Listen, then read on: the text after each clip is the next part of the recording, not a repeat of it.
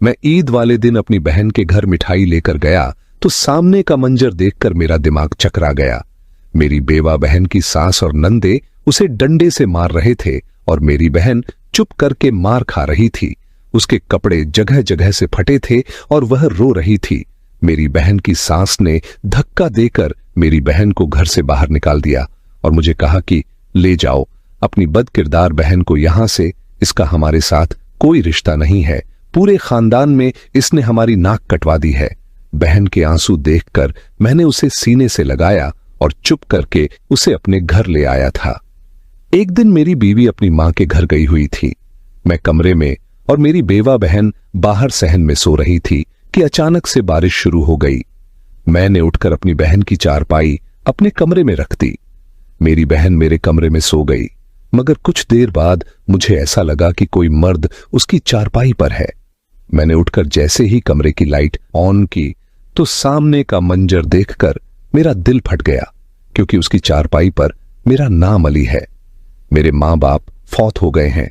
मेरी एक बहन थी जिसकी मैंने शादी करके उसे अपने घर से रुखसत कर दिया था। मैंने खुद भी शादी कर ली थी। मेरे खुद के 3 बच्चे भी थे, मगर मेरे घर में सिर्फ और सिर्फ मेरी बीवी की चलती थी। मैं हमेशा से ही एक कमजोर मर्द रहा हूं। मेरी बीवी के आगे कभी मेरी एक न चली। कभी कभी तो अपनी बीवी की वजह से मेरा दम घुटने लगता। मैं उसके साथ बिल्कुल भी खुश नहीं था। वह हर बात पर जिद करती थी, मेरी एक बात भी नहीं मानती थी। मैं उसकी बात न मानता तो वह झगड़े पर उतर आती, यहां तक कि वह घर छोड़कर चली जाती और मेरे बच्चे मां की याद में रोते रहते थे। इसलिए मैं अब मजबूर हो गया था। औलाद की जंजीर मेरे पैरों में बंधी हुई थी, इसीलिए मैं अपनी बीवी की गुलामी करने पर मजबूर हो गया। मैंने अपने शादी से पहले ही अपनी छोटी बहन की शादी एक अच्छे घराने में कर दी थी और वह अपने घर में बहुत खुश थी। अक्सर अपने शौहर के साथ हमारे घर आती थी। वह दोनों बहुत खुश थे। बस उनमें एक कमी थी कि उनकी औलाद नहीं थी। मैं हर वक्त यही दुआ करता कि अल्लाह ताला मेरी बहन को भी औलाद से नवाज दे।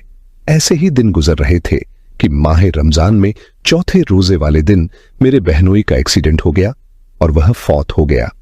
मेरी छोटी बहन बेवा हो गई थी। इसके लिए यह गम किसी कयामत से कम नहीं था। शौहर की वफात के बाद वह अपने ससुराल में ही इद्दत में बैठ गई थी। पता नहीं मेरी बीवी को क्या हुआ था कि अब वह मुझे अपनी बहन के घर भी नहीं जाने देती थी। न वो खुद जाती थी, लेकिन मैं हर दूसरे दिन छुपकर अपनी बहन से मिलने लाजमी जाता था। मेरी बीवी को डर था कि अगर मेरी बहन को उसके ससुराल वालों ने निकाल दिया तो वह हमारे घर आ जाएगी। इसीलिए इसने मुझे साफ साफ कह दिया था कि तुम अपनी बहन से रिश्ता कम कर लो, उसे अपने हाल पर छोड़ दो। यह ना हो कि तुम्हारे गले पड़ जाए। हमारे बच्चे जवान हो रहे हैं, तुम बस अपने बच्चों की फिक्र करो।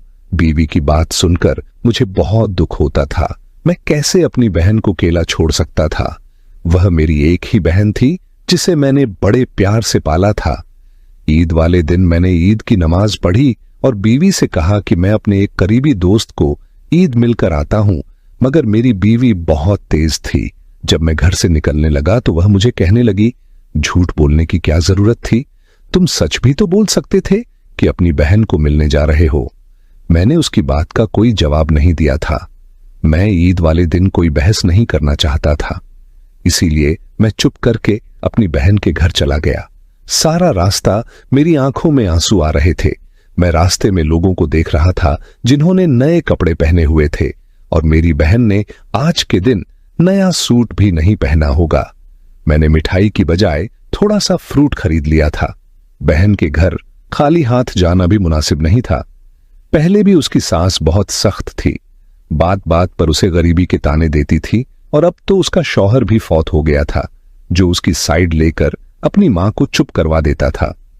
खैर, मैं अपनी बहन के घर पहुंच चुका था, मगर वहां गया तो एक तमाशा खड़ा था। मेरी बहन का सारा ससुराल जमा था और वह लोग मेरी बहन को मार पीट रहे थे। यह देखकर मेरी आंखें खुली की खुली रह गई थीं और फिर मेरी बहन की सास ने मुझ पर एक ऐसा इंकशाफ किया कि मेरा दिमाग चकरा गया। वह कहने लगी कि रात को तेरी बहन का आशिक चुपके से इससे मुलाकात करने आया था। मैंने खुद तेरी बहन को रंगे हाथों पकड़ा है। अभी मेरे बेटे को गुजरे 1 महीना भी नहीं हुआ है और इसने रंग रलियां मनानी शुरू कर दी हैं। मुझे तो पूरा यकीन है कि मेरे बेटे की मौत की वजह भी यही है, इसलिए मैं अब इसे मजीद बर्दाश्त नहीं करूंगी। मैंने तो यह सोचकर इसे अपने घर में जगह दी थी कि मेरे बेटे की बेवा है, लेकिन इसने तो हमारी ही इज्जत पर दाग लगा दिया है। हमारे घर में जवान बच्चियां मौजूद हैं। अब तुम अपनी बहन को अपने साथ ले जाओ। अपनी बहन की सास की बातों पर मैंने हैरत से अपनी जवान बहन को देखा था, जिसकी नंदों ने उसे इस कदर मारा था कि उसका चेहरा सुर्ख हो रहा था, लिबास जगह जगह से फट चुका था। मैंने अपनी बहन की सास को समझाने की कोशिश की कि आपको कोई गलत फहमी होगी, लेकिन वह तो हमारे खानदान पर ही कीचड़ उछाल रही थी। उनका कहना था कि उन्होंने मेरी बहन मुकद्दस को किसी गैर मर्द के साथ खुद पकड़ा है। मैंने बहन की तरफ देखा तो उसने खामोशी इख्तियार कर रखी थी और अपनी सास के इल्जाम को झुठलाया तक नहीं था। मैंने मुकद्दस से पूछा कि क्या तुम्हारी सास सच कह रही हैं? लेकिन वह फिर भी खामोश थी और उसकी खामोशी उसे गुनहगार साबित कर रही थी। उसके ससुराल वालों ने उसका सामान मेरे आगे फेंक दिया और कहने लगे कि इस बदजात को अपने ही साथ ले जाओ। मैं मरता क्या ना करता। मैं हाथ पकड़कर बहन को घर ले आया। मेरी बीवी जो घर पर बैठी थी, जब उसने मेरे साथ मेरी बेवा बहन को देखा तो खूब हंगामा किया और कहने लगी कि पहले यह अपने शौहर को खा गई है और अब आप इसे अपने घर ले आए हैं। इसके ससुराल वाले तो इसे रखना ही नहीं चाहते थे, क्योंकि इन्हें अपने बेटे की जायदाद वाला हिस्सा इसे देना पड़ता। आपको इसे वहीं छोड़ देना चाहिए था। अब मैं अपनी बीवी को क्या बताता कि इसकी सास ने इस पर क्या इल्जाम लगाया था। मैंने अपनी बीवी से कह दिया कि कुछ अरसा यह यही रहेगी और फिर मैं इसकी दूसरी शादी का बंदोबस्त कर दूंगा। यह बात मेरी बीवी को बर्दाश्त न हुई थी, लेकिन मजबूरन वह चुप कर गई थी। हमारे घर में 2 ही कमरे थे और एक आंगन था। बहन की शादी के बाद इसका कमरा हमने अपने बच्चों के हवाले कर दिया था, इसलिए जब मुकद्दस आई तो इसके लिए कोई कमरा नहीं था। मैंने अपनी बीवी से कह दिया कि इसे बच्चों के साथ ही एडजस्ट कर दो, लेकिन मेरे बच्चों ने साफ इनकार कर दिया। कहने लगे, बाबा आप फूफो को अपने कमरे में रख लें। अब मैं अपनी बेवा बहन को अपने कमरे में कैसे रखता?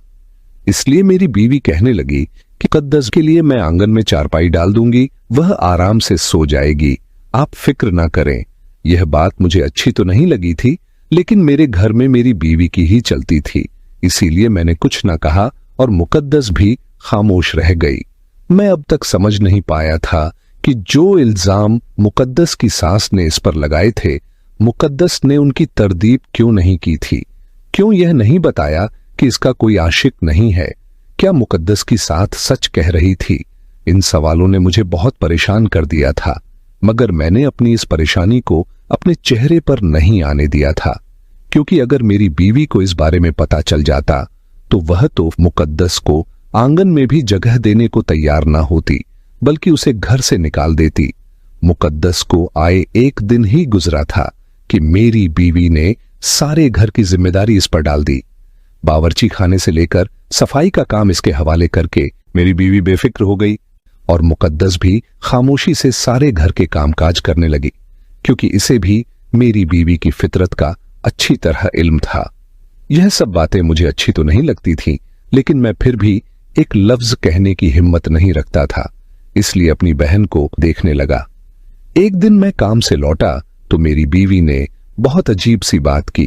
कहने लगी, मुझे मुकद्दस के अंदाज कुछ ठीक नहीं लगते। मुझे तो ऐसा लगता है जैसे शौहर के मरने के बाद वह आवारा हो गई है। अपनी बीवी के मुंह से यह बात सुनकर मैं गुस्से से इसे देखा और कहा, क्या बातें कर रही हो? मेरी बहन बेवा है, इद्दत में है, तुम इसके हवाले से यह सब कुछ कैसे कह सकती हो? मेरी बीवी ने मुंह बनाया और कहने लगी, वही सब कह रही हूं जो अपनी आंखों से देखा है। अगर मेरी बात पर एतबार नहीं करना तो ना करो, जल्द ही तुम्हें खुद हकीकत का पता चल जाएगा, तब बैठकर अपना सर पीटना। मैंने गुस्से में पूछा, तुम क्या कहना चाहती हो? वह कहने लगी, तुम्हारी बहन किसी से छुप छुप कर मुलाकातें करती है, जल्दी ही कोई रिश्ता देखो और इसे यहां से चलता करो, इससे पहले कि बदनामी का चेहरा हमारे सर पर सज जाए। बीवी की बात पर मुझे मुकद्दस की सास की बात याद आ गई। कुछ ऐसा ही उन्होंने भी कहा था।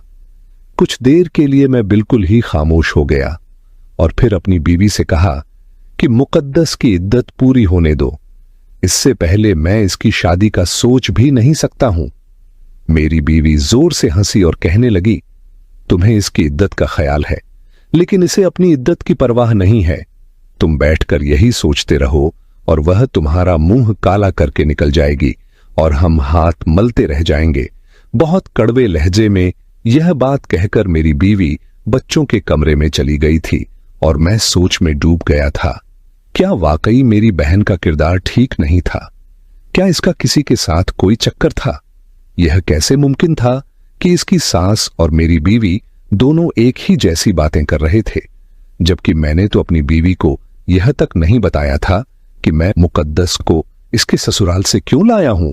मैंने सोच लिया था कि मैं अकेले में मुकद्दस से बात करूंगा और पूछूंगा कि यह क्या मामला है, और फिर 2 दिन ही गुजरे थे कि मुझे मौका मिल गया।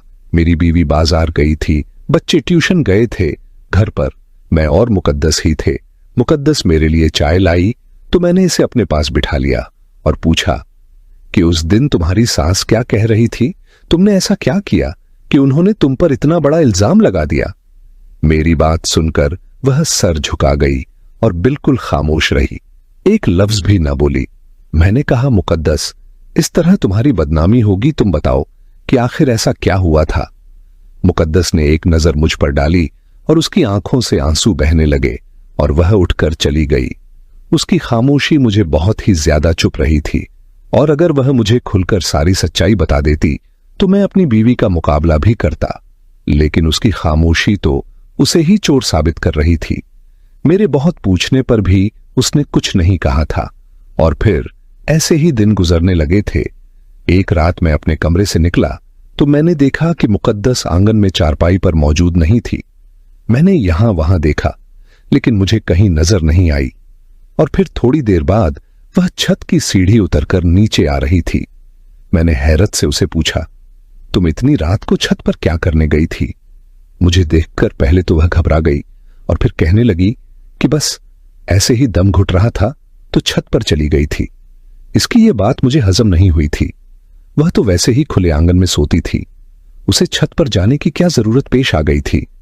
मुझे लग रहा था कि मेरी बीवी और मुकद्दस की सास ने ठीक ही कहा था।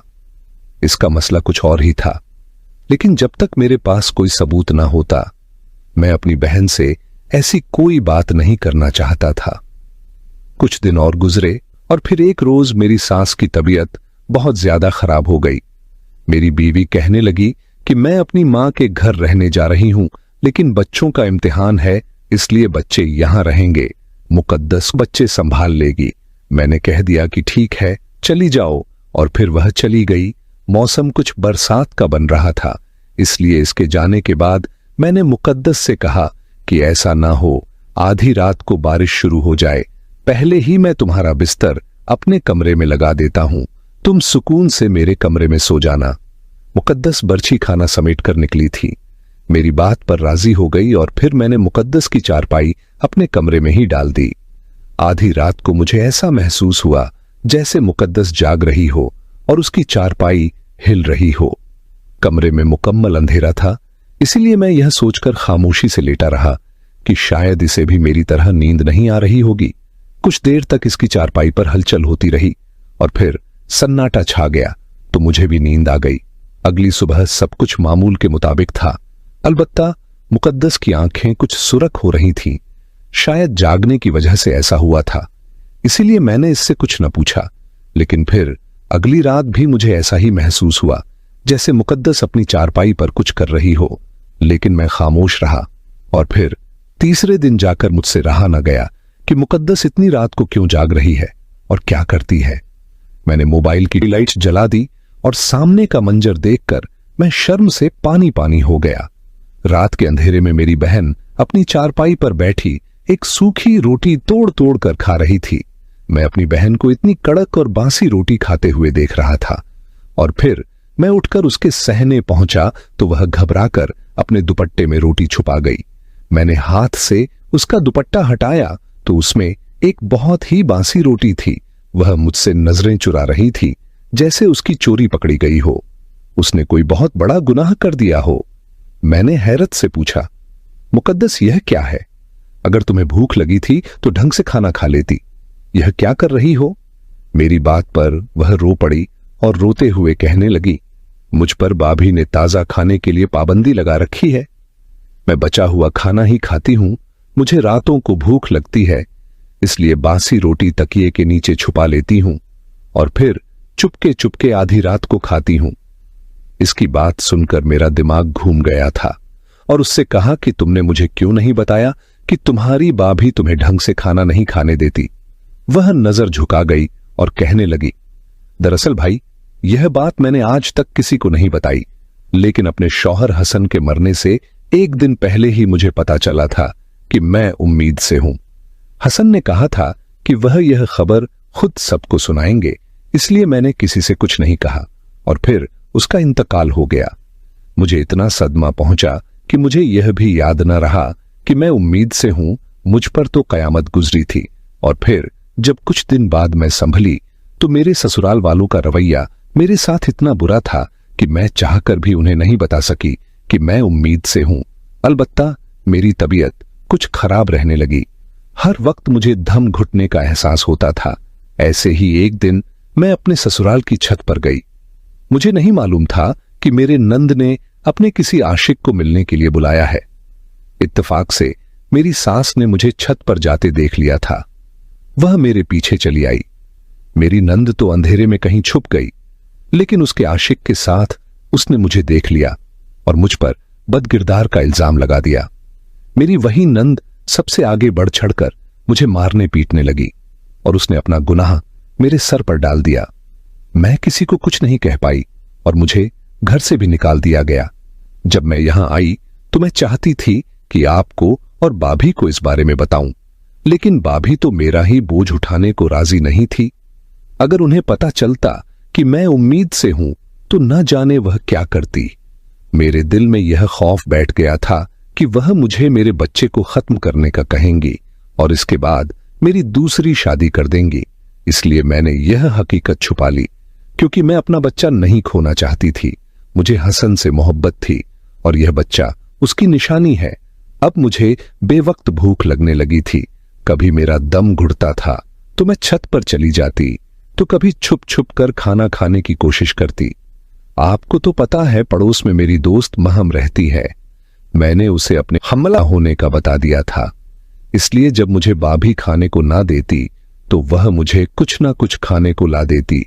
भाभी को लगता है मैं छुप छुप कर किसी से मिलती हूं। वह कोई और नहीं महम है जो मेरे लिए खाने का इंतजाम कर देती है। मैं आपको यह बात इसलिए नहीं कह सकी क्योंकि अगर मैं यह सच्चाई आपको बताती तो आपका घर खराब हो जाता। मेरी वजह से आप भाभी से झगड़ा करते और भाभी की तो आदत ही ऐसी है, वह फौरन घर छोड़कर चली जाती है। मैं नहीं चाहती कि मेरे बाद आपका घर भी टूट जाए, इसीलिए मैं खामोश रही और अब यह बच्चों की बचाई हुई रोटी मैंने तकिए के नीचे छुपा ली थी ताकि रात को खा सकूं। मुझे अंदाजा नहीं था कि आपको पता चल जाएगा। यह कहकर मुकद्दस जोर जोर से रोने लगी थी और मैंने आगे बढ़कर अपनी बहन को सीने से लगा लिया था। मैं अपने आप पर काबू खो बैठा था और खुद भी फूट फूट कर रोने लगा। मुझे मालूम ही नहीं था कि मेरे ही घर में मेरी बहन पर क्या जुल्म हो रहा है। इसने तो इतनी बड़ी सच्चाई मुझसे छुपा रखी थी जो शायद उसे पहले मुझे बता देनी चाहिए थी, मगर वह मुझ पर तबार कैसे करती। कब मैंने खुद को अच्छा भाई साबित किया था, कब मैंने उसे दुनिया वालों से बचाया था। इसके बेवा होने पर भी मैं उसे ससुराल वालों के रहमो करम पर छोड़ आया था और जब उसे घर लाया तो भी बहुत मजबूरी में लाया था। मैं तो उसे अपने घर में तहफ्फुज भी नहीं दे सका था। कभी उसे नहीं पूछा था कि वह क्या खाती है, कैसे गुजारा करती है। उसे किसी चीज की जरूरत तो नहीं। अपने घर लाने के बाद मैंने उसकी तरफ से आंखें बंद कर ली थीं, यह जानते हुए भी कि मेरी बीवी का रवैया उसके साथ कैसा है। मैंने कभी उसे दो बोल मोहब्बत के नहीं बोले थे। मुझे अपनी हर गलती, हर कोताही का एहसास हो गया था। मैंने उसे वादा किया था कि मैं इसका बहुत ख्याल रखूंगा, मैं खुद इसके बच्चे की जिम्मेदारी उठाऊंगा। सारी रात मैं उसके साथ बैठकर उसे दिलासा देता रहा। मैंने खुद अपने हाथों से अपनी बहन को खाना बनाकर खिलाया था। मैंने फैसला कर लिया था कि जब मेरी बीवी आएगी तो मैं उससे दो टोक बात करूंगा। अगर वह मेरे साथ रहना चाहती है तो उसे मेरी बहन को भी इज्जत और मोहब्बत देना होगी, वरना वह अपने घर वापस लौट सकती है। और एक हफ्ते बाद जब मेरी बीवी लौटकर घर आई तो मैंने उसको सामने बैठाया और खुद उसे बताया कि मुकद्दस उम्मीद से है। यह सुनकर वह गुस्से में आ गई। कहने लगी, अगर ऐसा है तो इसे बच्चा जाया करवाना चाहिए। इसके बच्चे की जिम्मेदारी कौन उठाएगा? और एक बच्चे की मां से तो कोई आसानी से शादी भी नहीं करता। मैंने गुस्से से देखा और कहा, अब मुझे दुनिया की परवाह नहीं है। मैं वही करूंगा जिसमें मेरी बहन की खुशी है। वह अपना बच्चा रखना चाहती है तो मुझे कोई हक नहीं पहुंचता कि मैं उसकी जिंदगी का फैसला करूं। यह घर मेरे मां बाप का है और इस पर मुकद्दस का भी हक है। मेरा सख्त लहजा देखकर मेरी बीवी एकदम खामोश हो गई। पहली दफा मैंने इससे इस लहजे में बात की थी। मैंने इससे कहा कि तुम्हें मुकद्दस और इसके बच्चे से परेशानी नहीं होगी। जल्द ही मैं ऊपर एक छोटा सा पोर्शन बनवाकर मुकद्दस को दे दूंगा। ना ही वह तुम्हारी मुलाजिमा है और ना ही तुम पर इसकी खिदमत फर्ज है। इसलिए तुम अपनी जिंदगी गुजारना और वह अपनी। जब इसके लिए कोई मुनासिब रिश्ता आएगा तो मैं खुद इसकी शादी कर दूंगा। यह कहकर मैंने बात ही खत्म कर दी थी। मुकद्दस जो दूर खड़ी थी, इसके चेहरे पर सुकून आ गया था, क्योंकि मेरी बीवी मेरे रवैये की वजह से बिल्कुल खामोश हो गई थी। वह जान गई थी कि अब इसकी कोई धमकी मुझ पर नहीं चलेगी। उस दिन के बाद से मेरी बीवी का रवैया मेरी बहन से बहुत अच्छा हो गया था। फिर मेरी बहन ने एक बेटे को जन्म दिया था। घर में बिल्कुल सुकून था। 1 साल बाद मेरे कजन कामरान की मां ने अपने बेटे के लिए मुकद्दस का रिश्ता मांगा तो मैंने उसकी शादी कामरान से कर दी। आज वह अपने घर और हम अपने घर हंसी खुशी रह रहे हैं। नाजरीन, इस स्टोरी से मुताल्लिक आप लोगों की जो भी राय हो कमेंट बॉक्स में जरूर बताइएगा। शुक्रिया।